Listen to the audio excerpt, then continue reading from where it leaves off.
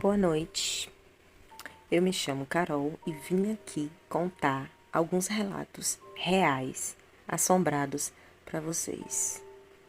Primeiro relato: necrotério. Meu tio trabalha em um IML há muitos anos e ele me contou o maior acontecimento que já aconteceu a ele. Era um sábado de madrugada. Chegou um corpo de um rapaz morto a disparo de arma de fogo. Como de costume, meu tio praticamente trabalhava sozinho, pegou o corpo do rabecão e colocou na mesa para fazer a necrópsia.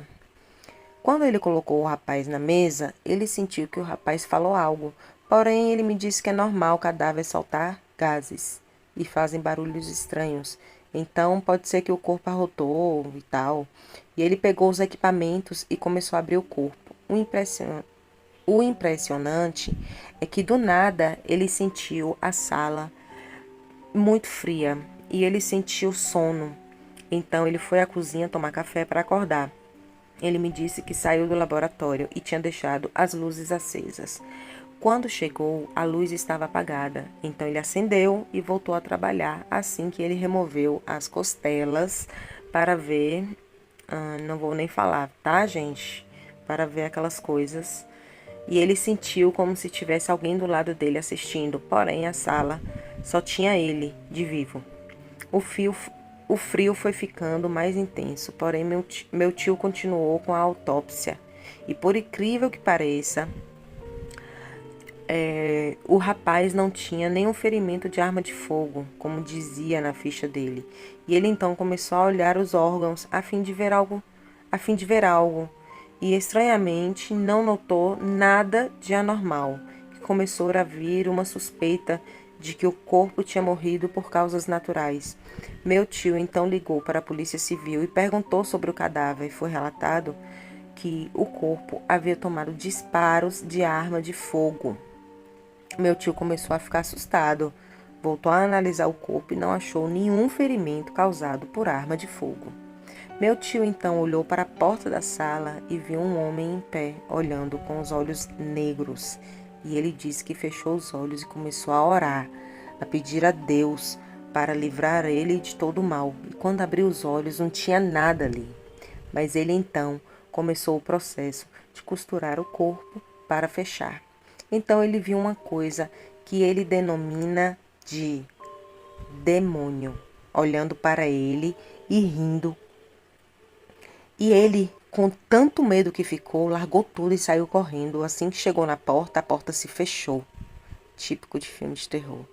Ele, assustado, tentando abrir a porta, ouviu passos atrás dele e sentiu um frio muito grande e um fedor de carne podre. Quando ele ouviu um sussurro no ouvido, e o sussurro dizia assim: "Você não é bem-vindo aqui." Meu tio começou a orar e a clamar por Deus. E quando chegou o motorista do rabecão, e foi aí que chegou o motorista do rabecão com mais um corpo e se deparou com meu tio no chão gritando. Meu tio, quando viu, pediu ajuda e um homem pegou e levantou e perguntou o que havia ocorrido ali.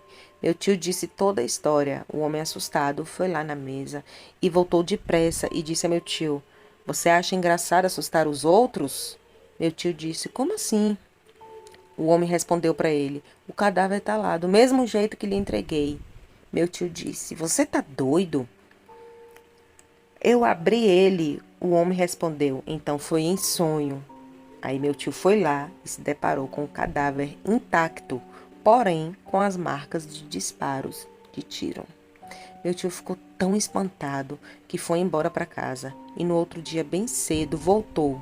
Chegando lá, se deparou com um parceiro dele, médico legista, e ele contou para o colega que disse para ele que já havia ocorrido isso com ele também.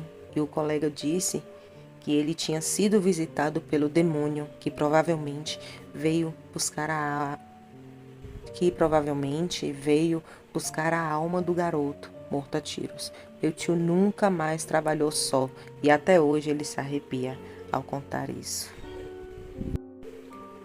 Segundo relato da noite: o homem careca e pálido. Aproximadamente em 2004, início do meu casamento, morei por alguns meses na casa da minha sogra, até que a construção da minha ficasse pronta. E naquele período, meu esposo trabalhava à noite.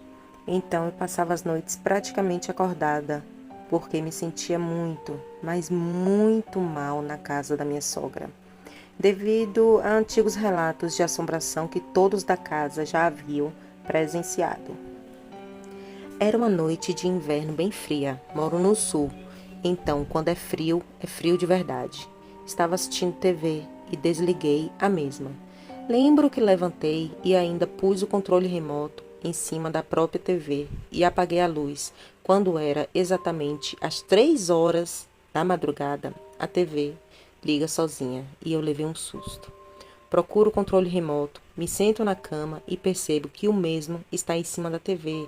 Na TV passava apenas a imagem de chuvisco, tipo não sintonizada, estilo Samara do Poço. E ainda sentada na cama, meu coração palpitava que mal conseguia respirar. Lembro exatamente da sensação e o frio que gelava a espinha até o alto da minha cabeça, quando de repente, ao lado da TV, aparece um homem alto, careca e muito, muito pálido, vestindo uma roupa marrom. Pensei, não é possível, eu estou sonhando. Quando eu pisco, ele sobe para cima de mim e aperta meu pescoço. Fala uma língua estranha em meu ouvido. Estava tomada pelo desespero. Eu já não tinha força e fôlego para gritar e me defender, e o cheiro do hálito era podre, as mãos muito geladas. Quando eu consigo gritar e clamo a Deus, ele me olha no fundo dos olhos e volta para onde saiu, atrás da TV. Ele saiu atrás da TV. Eu não dormi, mas me desesperei e no outro dia pela manhã contei para minha sogra, receosa, pois pensava que ela iria rir de mim. Foi quando ela me respondeu: Marcela, eu sei quem é esse homem. Ele me persegue há anos, desde quando os meninos eram crianças.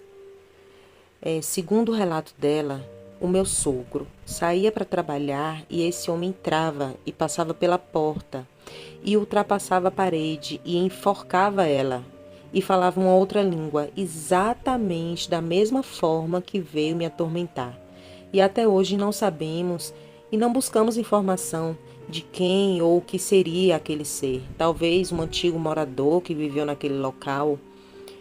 O que sabemos é que um homem morreu enforcado nos anos 60 naquele mesmo terreno. E aí a gente pensa, seria a alma dele? E a língua estranha, seria latim? Até hoje eu entro naquele mesmo quarto e sinto arrepios. Terceiro e último relato da noite. Gente, antes de contar esse relato, eu quero dizer o seguinte: esse vídeo é um vídeo teste. Eu não sei se vai funcionar, se eu vou continuar fazendo vídeo assim. Eu quero muito de verdade a opinião sincera de todos vocês. E eu tenho várias outras ideias nesse estilo para fazer ainda. Mas essa é uma das ideias, então conforme eu for fazendo, eu vou postando. Me digam se gostaram, tá? Terceiro e último relato. Rua São Paulo, 147. O 147 da Rua São Paulo havia estado fechado há um bom tempo, desde a mudança da última família, até que 4 rapazes, vindo de cidades vizinhas, alugaram a casa, fazendo dela uma república. No final de semana em questão, 3 deles haviam viajado para suas cidades natal e só voltariam na segunda de manhã cedo, ficando apenas um na casa. Mateus chegara da rua cansado, passara o dia todo fora. Sendo assim, foi direto para o quarto e se deitou, e logo caiu num sono profundo. Passado mais ou menos 3 horas, ele desperta, mas continua deitado, criando coragem para se resolver se tomava um banho ou se ia para a cozinha comer alguma coisa. De repente, houve a porta da sala se abrir e em seguida se fechar. Deduziu que algum dos seus amigos haviam voltado mais cedo para casa. Passos iam e vinham no corredor. E em seguida, do nada, barulhos de pratos sendo quebrados e gritos de mulher. Eles podiam ser ouvidos e choro, muito choro também. Se levantou depressa e rapidamente saiu porta fora, procurando ver quem é que gritava tanto por socorro dentro da sua própria casa, onde ele julgava estar sozinho, com toda a certeza do mundo, e nada. Nada no chão da cozinha que permanecia intacta e ninguém, não havia ninguém em nenhuma parte. Aquela noite se arrastou conforme a ansiedade de Mateus e não dormiu, sequer cochilou. De manhã, ao sair para o trabalho, se encontrou com a vizinha da casa ao lado. Se cumprimentaram, como de costume, mas, naquele dia, Dona Nice notou algo errado com o jovem rapaz que sempre a recebia com um longo e afetuoso sorriso, acompanhado do sincero bom dia. E então, ela resolveu perguntar: "Tudo bem, meu filho? Parece que não teve uma boa noite de sono." "Vixe, Dona Nice", disse ele, abrindo a boca de sono ao mesmo tempo em que esfregava as mãos no rosto e sucessivamente nos cabelos. "Não dormi foi nada essa noite. Nossa, Deus me livre e guarde, viu? Foi uma barulheira, uma gritaria, sei lá de onde, que parecia até ser lá dentro da casa. Nossa Senhora!" "Hã?" Dona Anice balançando a cabeça. "Era aí na sua casa mesmo, meu filho. Tá com tempo? Se tiver, entra que vou te servir um café enquanto te conto tudo." Mateus aceitou o convite da bondosa senhora e entrou. Sentou na mesa da cozinha, sem cerimônia, já que era considerado de casa. Dona Nice serviu o rapaz com calma enquanto começava o assunto. "Pois é, Mateus. Quando vocês vieram morar ali, no 147, rolou até proposta para ver quanto tempo vocês iriam ficar. Quer saber? Vocês superaram as expectativas", disse ela sorrindo timidamente e sentado numa cadeira de frente a Mateus, que ouvia toda a história atentamente. Há alguns anos atrás, mais precisamente há uns 30 anos, houve uma tragédia naquela casa. Uma família inteira foi morta de forma brutal, mãe e duas filhas, mortas pelo filho mais velho, que veio a tirar sua própria vida em seguida. Pedro já vinha apresentando distúrbios mentais há algum tempo, mas sua mãe acreditava que tudo não passava de coisa de adolescente mimado que queria atenção. Numa noite, após voltar da rua, ele se certificou de que todos estivessem dormindo para começar a desordem. E foi primeiro a mãe, sem dó, no peito por 5 vezes, e em seguida foi ao quarto da irmã caçula. Tapou seu rosto com um travesseiro e eu não vou repetir, tá, gente? O que tem aqui no relato tem alguns detalhes que eu acho meio pesados, então eu não vou repetir.